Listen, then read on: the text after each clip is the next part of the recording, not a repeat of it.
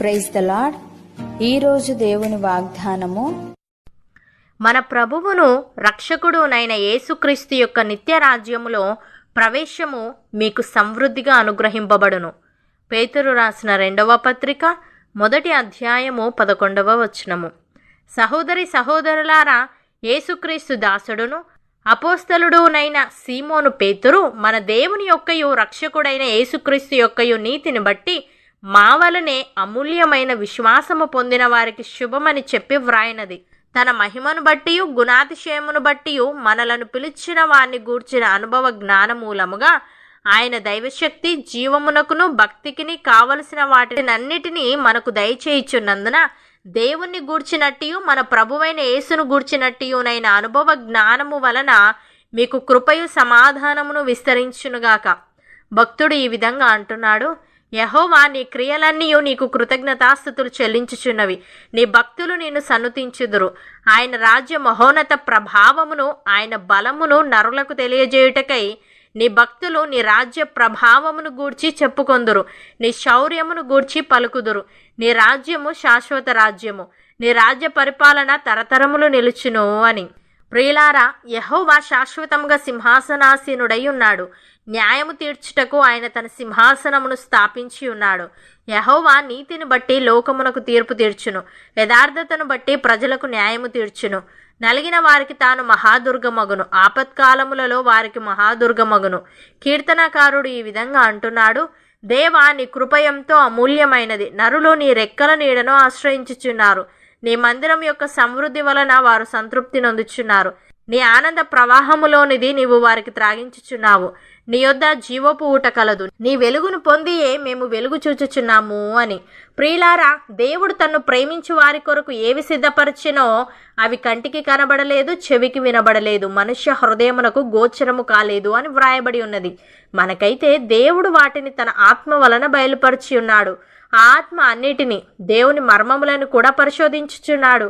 ఒక మనుష్యుని సంగతులు అతనిలోనున్న మనుష్యాత్మకే గాని మనుష్యులలో మరి ఎవనికి తెలియను? అలాగే దేవుని సంగతులు దేవుని ఆత్మకే గాని మరి ఎవనికి తెలియవు. దేవుని వలన మనకు దయచేయబడిన వాటిని తెలుసుకొనుటకై మనము లౌకిక ఆత్మను కాక దేవుని యొద్ద నుండి వచ్చు ఆత్మను పొంది ఉన్నాము. అపోస్తలుడైన పౌలు ఎఫెసీయులకు వ్రాస్తూ ఈ విధంగా అంటున్నాడు: మీరు అంతరంగ పురుషుని యందు శక్తి కలిగి దేవుని ఆత్మ వలన బలపరచబడినట్లుగాను, క్రీస్తు మీ హృదయములలో విశ్వాసము ద్వారా నివసించినట్లుగాను తన మహిమైశ్వర్యము చొప్పున మీకు దయచేయవలననియు, మీరు దేవుని సంపూర్ణత యందు పూర్ణులగునట్లుగా ప్రేమయందు వేరుపారి స్థిరపడి సమస్త పరిశుద్ధులతో కూడా దాని వెడల్పు పొడుగు లోతు ఎత్తు ఎంతో గ్రహించుకొనుటకును, జ్ఞానమునకు మించిన క్రీస్తు ప్రేమను తెలుసుకొనుటకును తగిన శక్తి గలవారు కావాలననియు ప్రార్థించుచున్నాను. మనలో కార్యసాధకమైన తన శక్తి చొప్పున మనము అడుగు వాటన్నిటికంటేను ఊహించు వాటన్నిటికంటేను అత్యధికముగా శక్తిగల దేవునికి క్రీస్తు యేసు మూలముగా సంఘములో తరతరములు సదాకాలము మహిమ కలుగునుగాక అని. సహోదరి సహోదరులారా, మనుష్యులు తమ కంటే గొప్పవాని తోడు అని ప్రమాణము చేతురు. వారి ప్రతి వివాదములోను వివాదాంశమును పరిష్కారము చేయునది ప్రమాణమే. ఈ విధముగా దేవుడు తన సంకల్పము నిశ్చలమైనదని ఆ వాగ్దానమునకు వారసులైన వారికి మరినిశ్చయముగా కనుపరచవలనని ఉద్దేశించిన వాడై తాను అబద్ధమాడజాలని నిశ్చలమైన 2 సంగతులను బట్టి మన ఎదుట ఉంచబడిన నిరీక్షణను చేపట్టుటకు శరణాగతులమైన మనకు బలమైన ధైర్యము కలుగునట్లు ప్రమాణము చేసి వాగ్దానమును దృఢపరచెను. ఈ నిరీక్షణ నిశ్చలమును స్థిరమునై మన ఆత్మకు లంగరు వలె నుండి తెరలోపల ప్రవేశించుచున్నది. నిరంతరము మెల్కీసెదకు క్రమము చొప్పున ప్రధాన యాజకుడైన యేసు అందులోనికి మనకంటే ముందుగా మన పక్షమున ప్రవేశించెను. అవును అన్నవారు నాతో పాటు ప్రార్థనలో ఏకీభవించండి.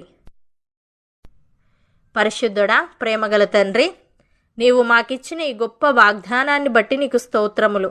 తండ్రి, నీ యొక్క నిత్య రాజ్యములో ప్రవేశము మాకు సమృద్ధిగా అనుగ్రహింపబడునని నీవు సెలవిచ్చావు. దేవా, నీ రాజ్యము శాశ్వత రాజ్యము. నీ రాజ్య పరిపాలన తరతరములు నిలుచును. నీవు నీతిని బట్టి లోకమునకు తీర్పు తీర్చువాడవు, యథార్థతను బట్టి ప్రజలకు న్యాయము తీర్చువాడవు గనుక నీకు కృతజ్ఞతలు చెల్లించుకుంటున్నాము. దేవా, మేము నీ సంపూర్ణత యందు పూర్ణులమగునట్లుగా ప్రేమయందు వేరుపారి స్థిరపడి సమస్త పరిశుద్ధులతో కూడా దాని వెడల్పు పొడుగు లోతు ఎత్తు ఎంతో గ్రహించుకొనుటకును జ్ఞానమునకు మించిన నీ ప్రేమను తెలుసుకొనుటకును తగిన శక్తిని పొందుకొనుటకు సహాయము దయచేయమని మా ఎదుట ఉంచబడిన నిరీక్షణను చేపట్టుటకు శరణాగతులమైన మాకు బలమైన ధైర్యము కలుగునట్లు ప్రమాణము చేసి వాగ్దానమును దృఢపరచమని సంఘములో తరతరములు సదాకాలము మహిమ ఘనత ప్రభావములు నీవే పొందమని యేసుక్రీస్తు నామమున ప్రార్థిస్తున్నాము తండ్రి. ఆమెన్.